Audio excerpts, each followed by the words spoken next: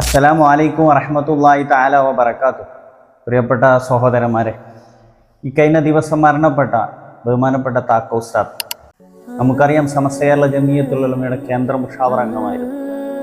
ബഹുമാനപ്പെട്ട താക്ക ഉസ്താദിൻ്റെ വഫാത്ത് നേരത്ത് ഓർമ്മ വന്നത് ഒരു ഹദീസാണ്.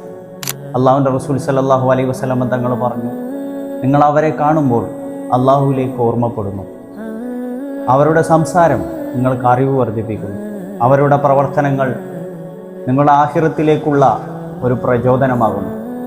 ബഹുമാനപ്പെട്ട താക്ക ഉസ്താദ് ഒരു പണ്ഡിതൻ എന്നതിലുപരി ആത്മീയ ലോകത്ത് തൻ്റേതായ സാന്നിധ്യം, തൻ്റേതായ ഇടപെടലുകൾ നടത്തിയ ഒരു മഹാപ്രതിഭയാണ്.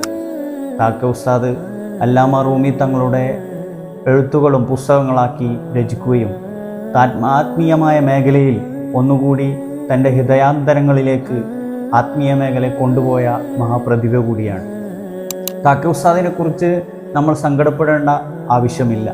കാരണം താക്ക ഉസ്താദ് ആഗ്രഹിച്ച ആത്മീയ സായുജ്യമടങ്ങാൻ ഇഷ്കിൻ്റെ പ്രവാചക സന്നിധിയിലേക്ക് അള്ളാഹുവിൻ്റെ മലക്കുകൾ പറയുന്നത് പോലെ നിങ്ങൾ ഒരു പുതിയാപ്പിളയെപ്പോലെ നിങ്ങൾ ഈ കബറിടത്തിൽ ഉറങ്ങിക്കോളൂ എന്ന് പറയുന്ന രൂപത്തിലേക്കാണ് ബഹുമാനപ്പെട്ട താക്ക ഉസ്താദിൻ്റെ മരണം താക്ക ഉസ്താദിനെ സംബന്ധിച്ചിടത്തോളം. നമ്മളെ സംബന്ധിച്ചിടത്തോളം ഒന്നിനു മാത്രമാണ് നമുക്ക് ദുഃഖമുള്ളത്, ബഹുമാനപ്പെട്ട താക്ക ഉസ്താദിൻ്റെ നേതൃത്വത്തിലുള്ള വിടവ്.